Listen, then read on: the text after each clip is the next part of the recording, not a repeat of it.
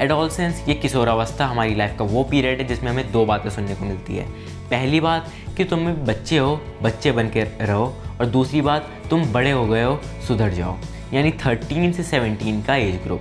तो इसमें हमें बहुत सारी प्रॉब्लम्स फेस करनी पड़ती है। पहली प्रॉब्लम फिज़िकल चेंजेस की वजह से, यानी हमारी अपीयरेंस में और लुक्स में जो चेंज आता है, जिसकी वजह से हमें स्कूल में, अपनी सोसाइटी में बुली का सामना करना पड़ता है। सेकेंड प्रॉब्लम इमोशनल चेंज की वजह से, क्योंकि हमारे हार्मोन्स में इतना चेंज आता है, हमारे नेचर में इतना चेंज आ जाता है, छोटी छोटी बात को लेके बहुत चिड़चिड़े हो जाते हैं, गुस्सा करने लगते हैं। नमस्कार दोस्तों, मैं निशा निगम आज फिर आपके सामने उपस्थित हूँ एडोलेसेंस अर्थात किशोरावस्था के विषय पर बात करने के लिए। आज हमारे साथ हैं डॉक्टर हेमिका अग्रवाल जो कि एक मनोचिकित्सक हैं, डॉक्टर गरिमा श्रीवास्तव जो कि एक चिकित्सक व स्त्री रोग विशेषज्ञ हैं, शालिनी भारद्वाज जी जो कि पेशे से एक अध्यापिका हैं। इस विषय पर बात करने से पहले आइए हम जानते हैं कि एडोलेसेंस है क्या और इसका महत्व क्या है।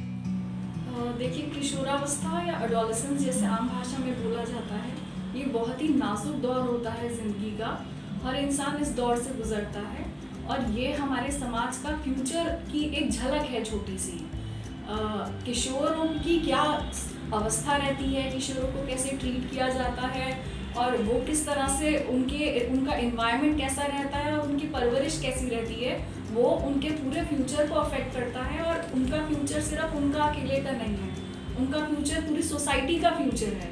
तो शॉर्ट में अगर हम कहें तो किशोरावस्था हमारे पूरे ही सोसाइटी के फ्यूचर का एक झलक है। इसका मतलब ये है कि जो बच्चे 10 साल के ऊपर होने लगते हैं, जब उसमें हार्मोनल चेंजेस आने लगते हैं, कुछ चेंजेस की वजह से उनको यानी जो हार्मोन सेक्स हार्मोन डेवलप होने लगते हैं उनके, तो उस एज को जो 10 से 15 साल की एज होती है उनको एडोलेसेंट बोलते हैं। इसमें लड़कों में लड़कियों में थोड़ा सा डिफरेंस होता है, 1-2 साल का। लड़कियों में थोड़ा जल्दी होता है, लड़कों में थोड़ा सा देर से होता है। लेकिन इनमें जो चेंजेस आने लगते हैं, जैसे कि लड़कों में थोड़ा सा हल्की सी मुस्टैच आने लगती है, थोड़ी सी दाढ़ी निकलने लगती है, ये एक ग्रोथ स्पॉट आने लगता है। इसमें इसी एज में तो ग्रोथ स्पॉट की अलग अलग एज होती है। एक तो 1 साल के ऊपर होती है, फिर 5 साल से होती है, फिर ये 10 से 11 साल में लड़कियों में और 11 से 13 साल लड़कों में होती है। ये तो ग्रोथ स्पॉट इसमें होते हैं, ये हार्मोनल ग्रोथ स्पॉट होती है। इसमें पहले जो होती है दूसरी होती है, उसमें कैल्शियम और उसकी वजह से उसमें चेंजेस आते हैं। इसमें हार्मोनल चेंजेस ज़्यादा होते हैं और इसमें ग्रोथ हार्मोन ज़्यादा आते हैं, सेक्सुअल हार्मोन डेवलप होने लगते हैं। तो इस एज में हार्मोनल चेंजेस की वजह से कुछ बच्चों में इमोशनल सेंसिटिविटी बढ़ जाती है। तो ये एज जो है एक ऐसी एज है जिसमें कि बहुत ज़्यादा गाइडेंस और सेंसिटिविटी के साथ पेरेंट्स को और टीचर्स को हैंडल करना होता है। क्योंकि इस एज में अगर ये डिस्ट्रैक्ट हो गए, they can go to any way. ऐसी चुलबुली अवस्था है बच्चों की जिसके बारे में बच्चे खुद ही नहीं जानते। उन्हें नहीं पता कि उनके शरीर में, उनकी सोच में कब क्या बदलाव आने लगते हैं। वो बदलाव बहुत सी बार बच्चों के लिए इतने उलझन होती है, इतनी बड़ी उलझन होती है कि अकेले उन्हें संभल पाना उसके लिए बहुत मुश्किल होता है। कोई चीज़ उन्हें उसी पल अच्छी लग रही होती है, दूसरे ही पल उनका मूड चेंज हो जाएगा और उन्हें लगेगा कि नहीं यार, ये मेरी चॉइस नहीं थी, मेरे लिए नहीं था। उनकी चॉइस हर पल बदलेगी, हर पल उसे संभलने के लिए चाहिए। माँ बाप को लगता है मेरा बच्चा बिगड़ रहा है, मेरी नहीं सुन रहा। बच्चों को बर्दाश्त नहीं होता, पेरेंट्स उनको किसी भी बात के लिए कुछ भी कह देते थे, तब भी बच्चा आकर के मम्मा को हक करता था और चीज़ें नॉर्मल हो जाती थी। लेकिन किशोर अवस्था में ऐसा नहीं होता। हम 2 घंटे तक पढ़ रहे हैं, हम 3 घंटे तक पढ़ रहे हैं और हमने कोई फ़ोन का इस्तेमाल नहीं किया, कोई कुछ नहीं किया, हम अच्छे से पढ़ रहे हैं। अचानक से 15 मिनट हमने फ़ोन हाथ में लिया, उसी टाइम पेरेंट्स आ गए कमरे में, तो हमें डांट सुनने को मिलती है कि तब से पढ़ नहीं रहा है, तू खेल रहा है या तू चैटिंग कर रहा है, जो कि नहीं होता। और पेरेंट्स समझ नहीं पाते या बच्चे समझा नहीं पाते कि नहीं, मैं खेल नहीं रहा था, मैं अभी पढ़ रहा था, अब जाके लिया मैंने फ़ोन हाथ में। तो ये सारी जो इश्यूज़ हैं, अपनी सोसाइटी से यही एक्सपेक्ट करते हैं कि हमारी बात को समझो। हम अपने पेरेंट्स से, अपने टीचर से और सबसे यही एक्सपेक्ट करते हैं कि हमारी बात को समझो और हमसे पूछो कि हमें क्या प्रॉब्लम है। हमने बात करी, मैंने कहा हाँ, बोला अच्छा कि आपने उसे कुछ नहीं कहा, ना डांटा ना कुछ कहा। तो फिर वो मुझे कभी कभार बता देता है कि पापा ऐसा हुआ, बच्चे की बात बता देता है, स्कूल की बात बता देता है, नीचे बच्चे हैं उनकी बता देता, पापा मैं उनसे बात नहीं करूँगा, मैं बैक साइड में मामा जी के इधर है वहाँ खेलने जाऊँगा, बच्चे गंदे अच्छी बात नहीं करते। तो वो बता देता है, इसलिए हम उसे प्यार से डील करके तो समझाते कि हाँ ठीक है। बट हमारे टाइम में ऐसा नहीं था। हमारे टाइम में तो बस यही था कि बस गलत है तो पिटाई है, डांट है। तो इस डर की वजह से हम कुछ बताते भी नहीं थे कि हमें तुम मार रहे हो या डांट रहे हो, दैट्स नॉट द सॉल्यूशन। कि ये पुराने टाइप के सॉल्यूशन होते थे, जब बच्चा सुधर जाता था हाथ लगा के, अब तो बच्चे घर छोड़ के भाग जाते हैं। लेकिन अब टाइम ये नहीं कि हम बच्चों को डांटें पीटें, उसे प्यार से समझा सकते, प्यार से हैंडल कर सकते। समझते हैं कि इस उम्र की ओर अग्रसित होने वाले बच्चों के माता पिता के मन में किस प्रकार की चिंताएं रहती हैं। ज़्यादा बस यही आती है कि बच्चों का बात ना करना और जाके कहीं और बात करना, अपने फ्रेंड सर्कल्स में बात करना या बड़े बच्चों में बात करना। अपनी उम्र से ज़्यादा बड़े बच्चों में बात करना भी खतरनाक लगता है कई बार मुझे। स्कूल बसेस में आते हैं, वहाँ पे दीदियाँ ऐसे बातें कर रही हैं, भैया ये कर रहे हैं, भैया स्मोकिंग कर रहे हैं, दीदी की शादी होने वाली है, एक दिन बताता है मुझे, अब वो जाने वाली है, मम्मा शादी के बाद कैसे होता है, ये सब कैसे। थोड़ा सा तब बड़ी घबराहट होती है कि मतलब बच्चे ऐसे कैसे, क्या सोच रहा है, क्या समझ रहा है। बस उस चीज़ में मुझे बहुत घबराहट तब होती है बच्चे को लेके। तब मैं सोचती हूँ कि कैसे उसको डील करा जाए, कैसे उसको संभाला जाए। अब खुल के एकदम तो, क्योंकि 10-12 साल के बच्चे को कितना आप क्या बता सकते हैं। क्योंकि ये एक महत्वपूर्ण विषय है, इसलिए जानना बहुत ज़रूरी है कि बच्चों को किस एज में गाइड करना चाहिए। आइए जानते हैं मनोरोग विशेषज्ञ और चिकित्सक से। देखिए, कई बार ये सवाल किया जाता है कि जैसे सेक्स एजुकेशन है, उसकी क्या सही एज है।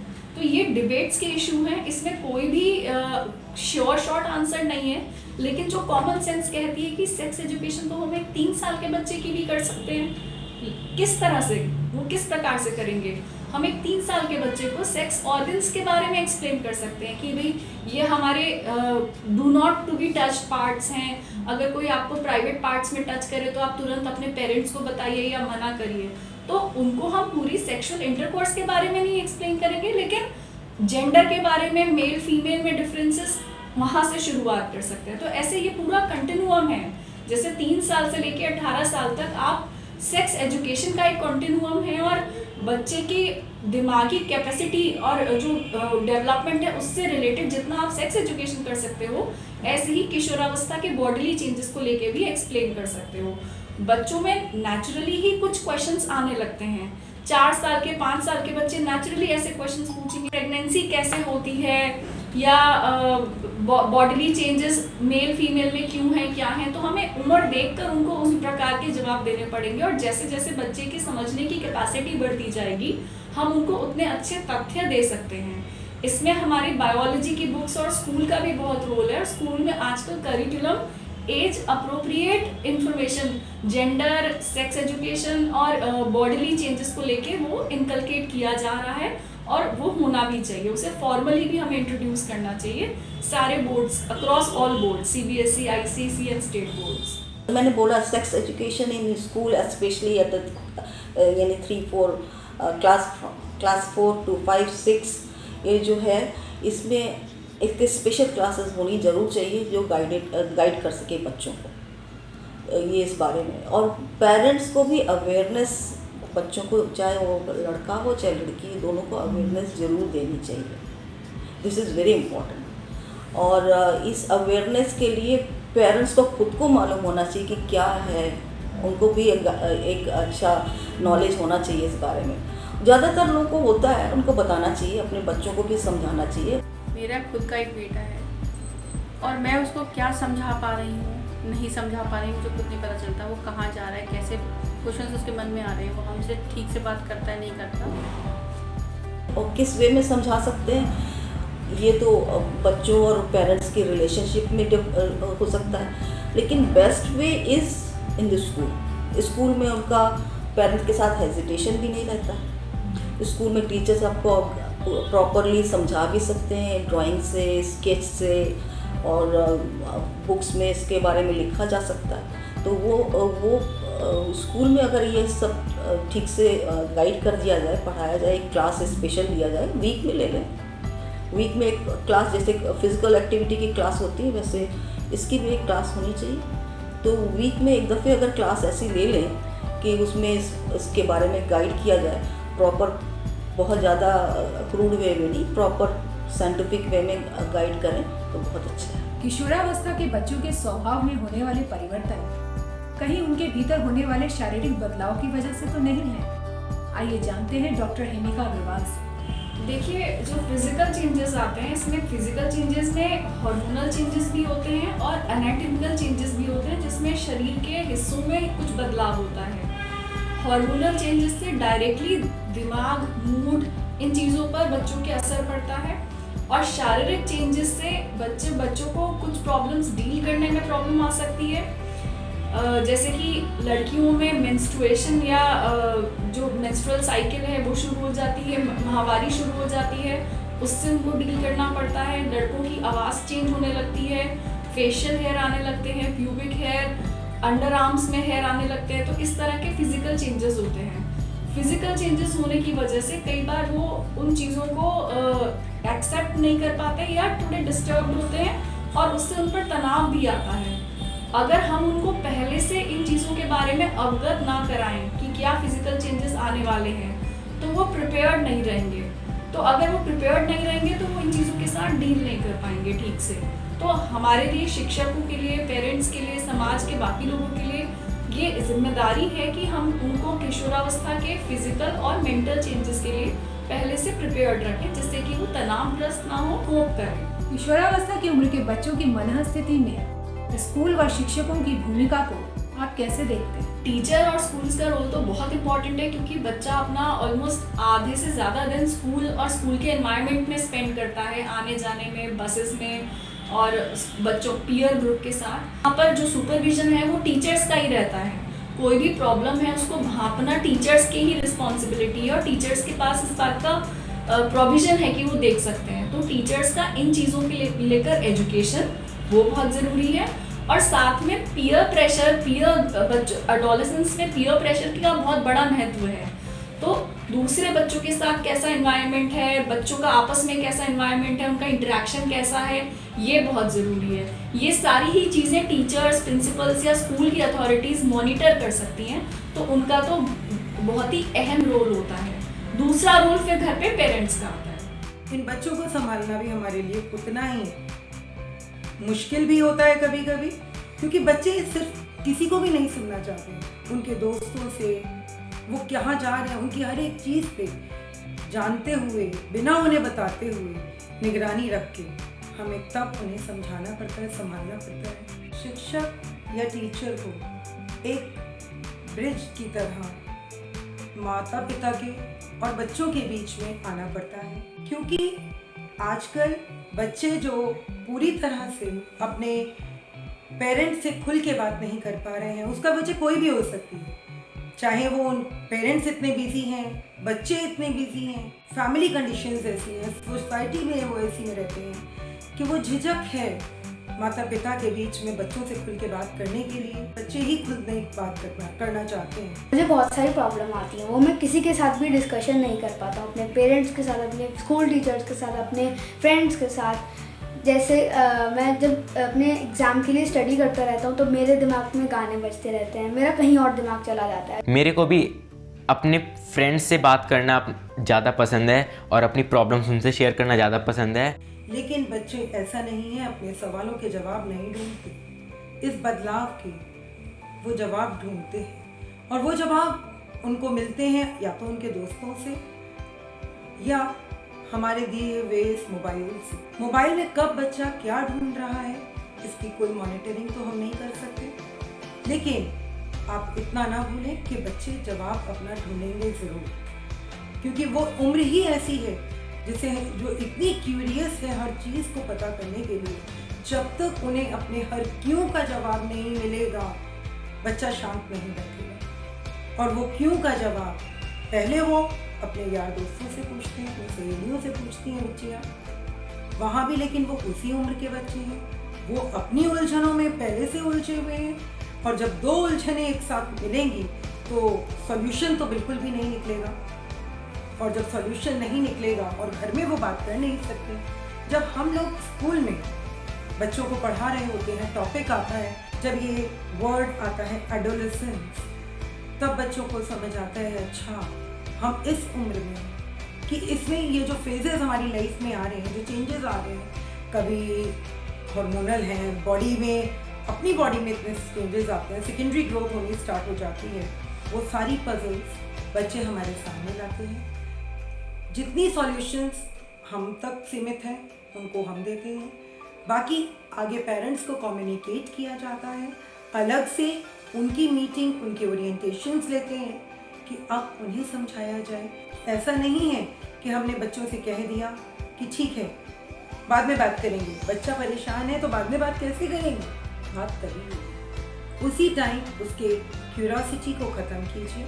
कहीं ना कहीं पीयर प्रेशर में आके फ्रेंड्स के या फिर क्यूरियोसिटी की वजह से हम पॉर्न या फिर ऐसे वल्गर कंटेंट को एक्सप्लोर कर लेते हैं, जिससे हमारा माइंडसेट ख़राब हो जाता है या फिर हमें उससे एडिक्शन हो जाता है। पेरेंट्स बात नहीं करेंगे तो बच्चे से फिर कौन बात करेगा, और वो कहाँ जाके अपने क्वेश्चंस को पूछेगा। अगर उसको सही इंसान नहीं मिले, अगर हमने भी उसको नहीं समझाया, डांट के भगा दिया, या आज के टाइम में कितनी सारी चीज़ें साइट खुल जाती हैं तो कुछ भी खुलता है। खुल के नहीं तो कम से कम बच्चों के डाउट जहाँ तक रहे, उनकी क्यूरियोसिटी उसको ख़त्म करने तक की हद तक उसे पढ़ाना ना सिर्फ ज़रूरी है, बल्कि मेरा मानना है कि गवर्नमेंट को इसे कंपलसरी एजुकेशन में डालना चाहिए। जो सवाल वो बच्चे अपने आप ढूंढते हैं, उनके जवाब मोबाइल के थ्रू, नेट के थ्रू या अपने यार दोस्तों से, वो जवाब उन्हें सही तरीके से शिक्षक क्यों ना समझाए। बच्चों के अंदर बहुत सी जिज्ञासा देखने को मिलती है। देखिए, जिज्ञासा होना एकदम नॉर्मल है। ये जिज्ञासा भगवान ने इंसानों को, जानवरों को, सबको दी है। इसी से इंसान या जानवर सीखता है और मैच्योर होता है। और बच्चों के लिए तो खास तौर पे लर्निंग प्रोसेस का ये बहुत ही अहम हिस्सा है। तो हम और जिज्ञासा में कभी कभी बच्चे बहुत ही एम्बैरेसिंग और शर्मनाक से क्वेश्चन पूछ लेते हैं, जिसमें जो अडल्ट्स हैं वो बड़े अनकंफर्टेबल हो जाते हैं और कई बार डांट लगा देते हैं कि या गलत जवाब दे देते हैं और बच्चों को इग्नोर करते हैं। तो ऐसे में ज़रूरी ये है कि हम सेंसिटिवली इन चीज़ों का जवाब दें, हम उनको करेक्ट इन्फॉर्मेशन दें, और अगर कुछ इन्फॉर्मेशन हम नहीं देना चाहते हैं उनको, या उस एज पर हम सही अप्रोप्रिएट नहीं मानते, तो कम से कम गलत इन्फॉर्मेशन ना दें, जिससे कि वो अगर उनको कल वो इन्फॉर्मेशन दूसरे सोर्सेज से मिले जो कि इतने डिसेंट ना हो, तो वो भटके ना, उनका पेरेंट्स या जो अथॉरिटीज़ हैं उस पर से भरोसा ना उठे। पहली बात तो ये कि कम्युनिकेशन बना के रखें, हम अपने बच्चों के साथ कम्युनिकेशन बना के रखें, जिससे कि वो हमसे ही सवाल पूछें और हमें करेक्ट सोर्स माने और दूसरे गलत सोर्सेज के पास ना जाएं, जैसे कि इंटरनेट या पॉर्न वीडियोज़ या इस तरह की जो सोर्सेज होते हैं, इनमें सही प्रदर्शन नहीं होता और एटीट्यूड इन्फॉर्मेशन का वो हेल्दी नहीं होता कई बार। तो हमें बच्चों को उन चीज़ों से डिस्करेज करके करेक्ट इन्फॉर्मेशन पर जाना है। इसमें अगेन स्कूल या फॉर्मल एटमॉस्फेयर में सेक्स एजुकेशन है, लेकिन घर में भी हम लोगों को सेंसिटिव होकर बच्चों को करेक्ट इन्फॉर्मेशन एज अप्रोप्रिएट देनी चाहिए। बिल्कुल, ये 10 to 15 ईयर्स जो है इसमें चेकआउट होना चाहिए बिल्कुल प्रॉपरली फ्रॉम पेरेंट्स साइड। इनको ज़्यादा, पेरेंट्स को ज़्यादा कॉशियस होना चाहिए अपने बच्चे की, उसकी एक्टिविटी को वॉच करना चाहिए, कहीं वो गलत जगह तो नहीं जा रहा। टीचर्स को भी गाइडेड होना चाहिए और उनको properly parent teachers meeting in दिनों में ज़्यादा होनी चाहिए, उनकी एक्टिविटी के बारे में ज़्यादा मालूम होना चाहिए और उनको गाइडेंस भी इसी टाइम सबसे ज़्यादा ज़रूरत होती है। कि अगर आपने ये बिल्डिंग स्टोन होते हैं, ये जो ये आगे कैसे वो जनरेशन बनेगी, ये इसी एज से डिसाइडेड हो जाता है। पीयर प्रेशर क्या है और ये कैसे प्रभाव डालता है? कि साइकोलॉजी में ये टर्म यूज़ किया जाता है पीयर प्रेशर। जब man is a social animal, जैसे हम इंसान सामाजिक प्राणी हैं, तो समाज में एक इंसान दूसरे इंसान को देखकर प्रभावित होता है। तो ये पीयर प्रेशर एक तरह का प्रभाव है। मान लीजिए ग्रुप में कुछ लोग हैं और 4-5 लोग ग्रुप में हैं, 4 लोग एक काम कर रहे हैं, 4 लोग सिगरेट पी रहे हैं, 5वां इंसान सिगरेट नहीं पीता, तो 5वें इंसान पर सिगरेट पीने का दबाव बनने लगता है। 4 लोग कई बार चाहेंगे कि ये भी सिगरेट पिए जिससे कि ये भी हमारे जैसा बन जाए और ये हमें क्रिटिसाइज ना करे। 5वां इंसान न चाहते हुए भी कोशिश सोचेगा कि मैं अगर सिगरेट नहीं पीऊँगा तो ये लोग मुझे बॉयकॉट कर देंगे, ये लोग मेरा मजाक उड़ाएंगे, मैं इनके जैसा नहीं हूँ। कई बार उसमें क्यूरियोसिटी भी आने लगती है। तो ये सारे फैक्टर्स मिला के पीयर प्रेशर को जन्म देते हैं, जिसमें एक इंसान अपने ग्रुप का बिहेवियर कॉपी करने के लिए प्रेरित होता है, तो उसे हम पीयर प्रेशर बोलते हैं। और ये एडोलेसेंस या डेवलपिंग ईयर में जाता है। और इसी पीरियड में यहाँ पे अपोजिट जेंडर के टुवर्ड्स भी अट्रैक्शन स्टार्ट हो जाता है, जिसकी वजह से हम रिलेशनशिप्स में आ जाते हैं या फिर हमें चुल होती है इसको एक्सपीरियंस करने की। इस एज में एडोलेसेंस में अट्रैक्शन होना दूसरे जेंडर के लिए ये तो नॉर्मल है। हार्मोनल चेंजेस की वजह से एकदम नेचुरल बॉडीली रिस्पॉन्स है। समाज का, पेरेंट्स का, टीचर्स की जिम्मेदारी है कि उसको चैनलाइज ठीक से किया जाए, उसे एक मार्गदर्शन दिया जाए जिससे कि गलत कदम ना उठें और बच्चे को लाइफ लॉन्ग पछताना ना पड़े। गर्ल चिल्ड्रन हैं, कहीं प्रेगनेंसी ना हो जाए उन लोगों को और वो उनका करियर और लाइफ हमेशा के लिए बर्बाद ना हो। मेल या फीमेल दोनों चिल्ड्रन अगर इन चीज़ों में अनसेफ सेक्सुअल प्रैक्टिसेस में इंगेज करेंगे तो कहीं उनको सेक्सुअली ट्रांसमिटेड डिजीजेस जैसे कि HIV ना हो जाए, तो हमें उन चीज़ों पर ध्यान देना है। अगेन उनको इन चीज़ों के बारे में एजुकेट करना है, ये भी बताना है कि सेक्सुअल अट्रैक्शन नॉर्मल है। मास्टरबेशन और इस तरह की प्रैक्टिसेस के बारे में एजुकेट करना बहुत ज़रूरी है। करेक्ट एज से पहले सेक्सुअल प्रैक्टिसेस में इन्वॉल्व होने के लिए डेफिनेटली डिस्करेज करना है, लेकिन अगर वो इन्वॉल्व होते हैं तो सेफ सेक्सुअल प्रैक्टिसेस के बारे में भी बताना ज़रूरी है। हालांकि हम प्रेफर ये करेंगे कि प्री मैरिटल सेक्स में वो नहीं एंगेज करें, but even if they engage कहीं वो HIV के गिरफ्त में ना चले जाएं, तो हमें उसके लिए भी प्रिपेयर रहना है, उनको प्रिपेयर करना है। इस समय पे उनके एक दूसरे के प्रति, एक दूसरे से, यहाँ मेरा मतलब लड़का और लड़की से, एक दूसरे के प्रति उनका आकर्षित हो जाना, उस आकर्षण को वो कब प्यार मोहब्बत समझ बैठते हैं और उसमें कुछ गलत डिसीजंस ले लेते हैं, क्योंकि उन्हें नहीं पता, वो दोनों ही उस उम्र से निकल रहे हैं, उन्हें नहीं पता कि उन्हें क्या लिमिट्स हैं उनकी। दोनों परेशान हैं, उनके अंदर चेंजेस हो रहे हैं, उनके अंदर फीलिंग्स आ रही हैं, उनके अंदर इमोशंस जागृत हो रहे हैं दूसरे को लेके। बाकी रही सही कसर हमारा मीडिया पूरी करता है। बच्चों को यहाँ पे गाइड करना बहुत ज़रूरी है। अगर हम चाहते हैं हमारा बच्चा अपने लक्ष्य को पूरी तरह से प्राप्त करे, तो उसके लिए हमें उसकी हर परेशानी, हर सवाल का जवाब पहली बार में खुल के देना होगा। जब तक हम अपने बच्चों से नहीं खुल के बात करेंगे, तब तक ये इस परेशानी, ये एडोलेसेंस जो कि वाकई में बहुत खूबसूरत उम्र है, ये वो उम्र है अगर बच्चे को इसके बारे में माँ बाप या शिक्षकगण पहले से बता के रखें, तो शायद ये वो उम्र है जो जिंदगी भर बच्चे को एक जीने का, अच्छी जिंदगी जीने का जज्बा दे। एक तो अपना माइंड डिस्ट्रैक्ट करना चाहिए उनको इस तरफ से कि ये this is not a taboo और this is not something abnormal, it is happening as a normal process. तो उनको ये बताने की ज़रूरत है कि आप नॉर्मल बिहेव करिए, नॉर्मल रहिए। एक्टिविटी जितनी ज़्यादा होगी, माइंड उतना डिस्ट्रैक्ट नहीं होगा और ये सब कुछ नॉर्मल चलता चला जाएगा। लेकिन अगर आपने ये, क्योंकि इमोशनल ये जो सेटबैक्स होते हैं और जो बहुत लोग सेंसिटिव हो जाते हैं इस वक्त, तो अगर इन दिनों में अगर इमोशनल सेटबैक ज़्यादा होंगे तो हार्मोन में भी चेंजेस आने लगते हैं। 99% टीनेज रिलेशनशिप्स में ब्रेकअप ही होता है और कुछ नहीं होता, जिसकी वजह से हम सैड हो जाते हैं, हमें सुसाइडल थॉट्स आने लगते हैं, और या फिर हम अपने आप को इंट्रोवर्ट कर लेते हैं, कमरे में बंद हो जाते हैं और किसी से बात ही नहीं करते और सोशल लाइफ ज़ीरो कर लेते हैं। तो it is better to keep it normal, tell them it is something normal and don't यानी think about it, this is यानी growing process, it will happen. तो आपको उसमें ज़्यादा सोचने की ज़रूरत नहीं है, ये इनको गाइड करना है। और अगर ये इस बारे में स्कूल में ज़रूर एक एजुकेशन क्लासेस होनी चाहिए तो वो गाइडेड रहते हैं बच्चे, तो उनको कोई परेशानी नहीं होती। इस उम्र की अपनी समस्याएं होती हैं जिसकी वजह से तनाव, गुस्सा व चिड़चिड़ापन देखने को मिलता है। कभी कभार तो मुझे बहुत ज़्यादा इरिटेशन होती है, गुस्सा बहुत ज़्यादा आ जाता है। इसी टाइम में हमें अपने फ्यूचर के बारे में भी सोचना है, अपने करियर के बारे में भी सोचना है और अपने प्रेजेंट को भी एंजॉय करना है। तो इस बात की टेंशन भी हर बच्चे में रहती है। देखिए, जब कभी भी हमारे सवाल अधूरे रह जाते हैं और हमारी क्यूरियोसिटी, हमारे जिज्ञासा हमारे अंदर रह जाती है, तो हम कभी भी एक रिलीफ या रिलैक्स नहीं हो पाते हैं। वही अवस्था बच्चों के साथ भी आती है, जिसकी वजह से बच्चा स्ट्रेस्ड हो जाता है। तो ऐसी अवस्था में बच्चे को स्ट्रेस आना वाजिब है। क्यों? उनके हार्मोन्स चेंज होंगे, बॉडी चेंज होगी, फिजिकल एक्टिविटीज़, उनकी लाइक डिसलाइक्स चेंज होंगे। अब बच्चा आपको रिवर्ट भी कर सकता है, जवाब भी दे सकता है। क्यों? क्योंकि उसे बर्दाश्त नहीं हो रहा है जो चेंजेस, वो अपने इतना परेशान है वो अपने बॉडीली चेंजेस से कि कभी उसके मसल ग्रोथ हो रहे हैं, कभी उसकी आवाज़ चेंज हो जा रही है, कभी उसको थोड़ा बहुत सेकेंडरी ग्रोथ्स आने लगी हैं।